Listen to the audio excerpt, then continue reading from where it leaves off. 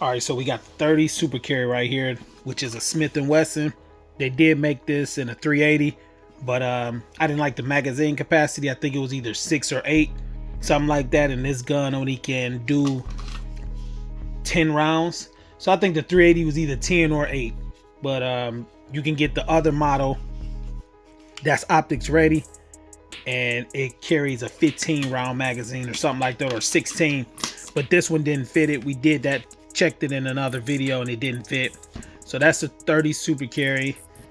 Here's the Ruger 380, Security 380 light rack. And then here's a Taurus G3C 9mm, which I just seen them lined up. The Taurus G3C is kind of smaller than it. It's kind of smaller, but it's gonna be good to compare. I think the barrels is probably close. They all got to be in between 3 inches and less, not less, but 3 inches, 3.5, 3 to 3.5 inches.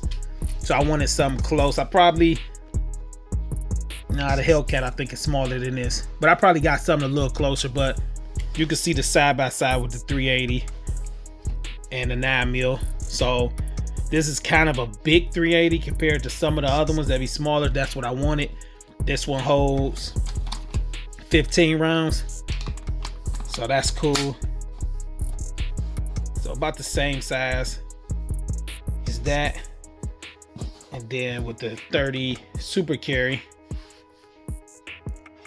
it's a little bit bigger, but it's cool, about the same size. They all about, as far as the width, about the same.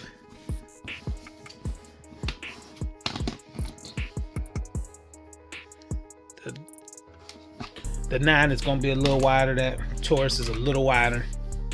So these going to be the 3 we're going to be comparing. All right, so for the 380, I think the regular stuff be like 95 or 100. The regular.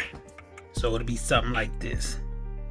So 95 or 100 for the 380. I got a lot of this stuff I never probably even shot before, because it just wasn't no fun shooting that little Ruger, the LCP. So right here is the jacketed hollow points right here. All right, so the jacketed hollow point 380 right here, and that's a 90 grain. Then we got some critical defense right here, and that's 90. Then we got these right here, the polymer coated. These moving super fast. They like 1260. I don't know about out that little barrel, but it's copper polymer. Where is the weight on this? I don't know where the weight is on this one, but it's probably, let's see if it's in the box. Yeah, I don't know what the weight is, but that's what that one looks like. So we got that in 380. Then we got some of this right here, Corbin jacketed hollow point 90. We got a lot of 90. Yeah, I think it's like 90 and 95.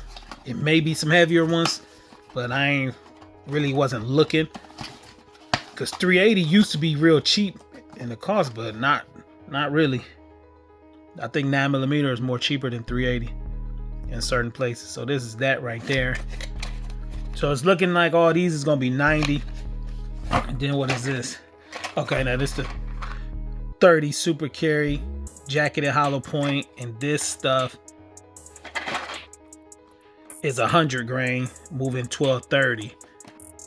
Nice. This stuff right here says 980. Yeah, so let's say 980. So I believe the 30 Super Carry, yeah, I think it might be faster than the 9mm and the 380. That's what I'm thinking. I can't remember. We did the video on a chronograph. I can't really remember, but this stuff right here say 1230 feet per second. Then we got, what is this?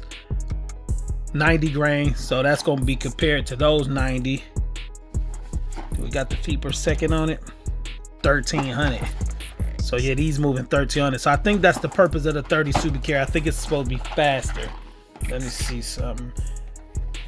Yeah, it is, because this is 115 9 mil, and that's 1125.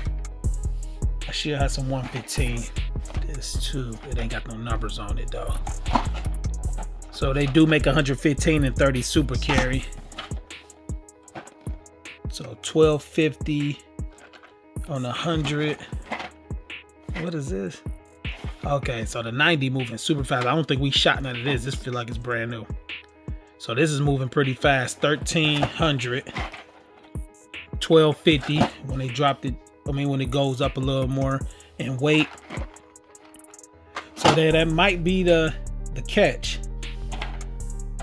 So the 115s, I guess the faster. Let's see.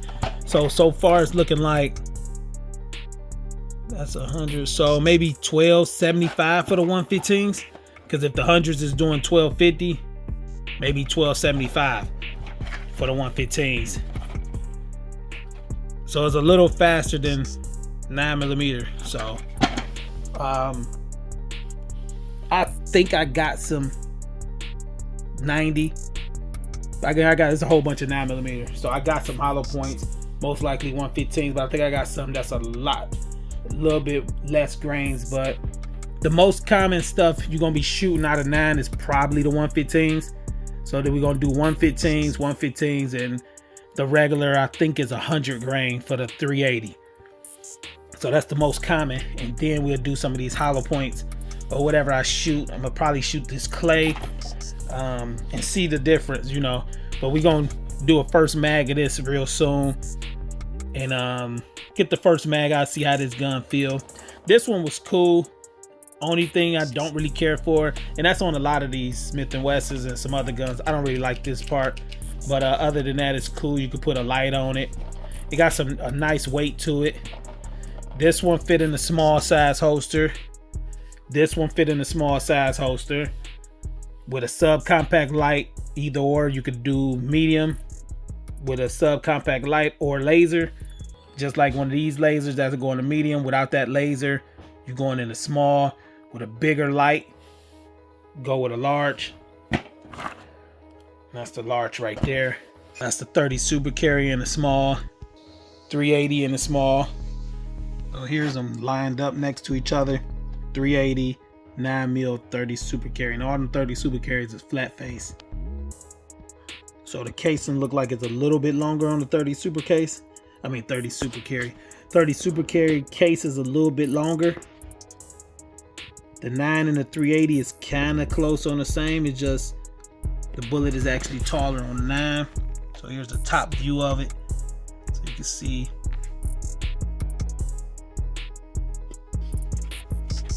To run them on a chronograph and see what they really getting. Because on those boxes, they test them at different barrel lengths. So I don't know what it is. The trigger on the 30 super carry. Get straight to the wall right there. Reset. 380. Reset.